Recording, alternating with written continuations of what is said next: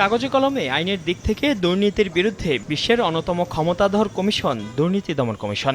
তবে সেই ক্ষমতার কতখানি কাজে লাগাচ্ছে সংস্থাটি? মাঝে মধ্যেই রাঘব বোয়ালদের বিরুদ্ধে অনুসন্ধান কিংবা মামলায় আলোচনা এলেও সেই মামলার বেশিরভাগই বছরের পর বছর ধরে পড়ে আছে বিচারাধীন কিংবা তদন্ত পর্যায়ে।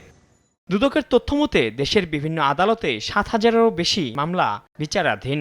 এর মধ্যে সর্বোচ্চ আদালতে বিচারাধীন ৪,১০৪টি মামলা, ঢাকার আদালতে ৮৯৪টি এবং ঢাকার বাইরে অন্যান্য জেলায় আদালতে ঝুলছে ২,১১০টি মামলা।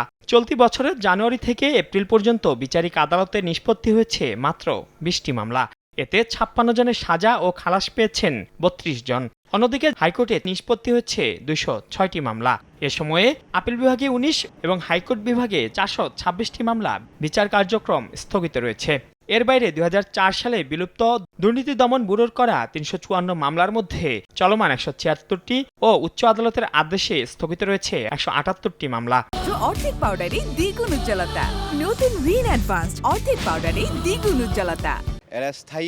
দুর্নীতির বিরুদ্ধে সোচ্চার আইনজীবী ও বিশ্লেষকরা বলছেন, বিচার কাজে ধীরগতি ও দীর্ঘসূত্রিতায় দুর্নীতিবাজরা আরও বেশি সুযোগ নিচ্ছে। তারা বলছেন, মামলার নিষ্পত্তিতে ধীরগতির দায় দুদকের।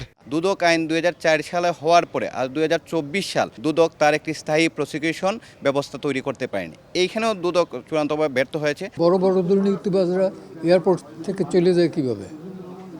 এর কৈফিয়তটা কে দেবে? দুদকেরই দিতে হবে, কারণ ইনভেস্টিগেশনেরও রাইট তার আছে, ওয়ারেন্ট ইস্যু করারও রাইট তার আছে। দুদক যদি সোজা হয়ে না দাঁড়ায়, দুর্নীতি থাকবে।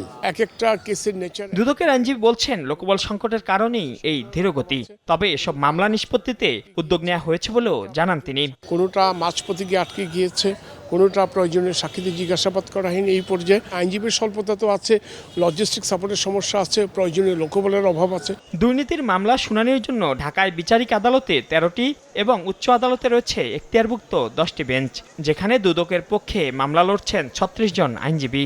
তাদের মধ্যে বেশিরভাগই খণ্ডকালীন। মাইনুল হাসান, সময় সংবাদ, ঢাকা।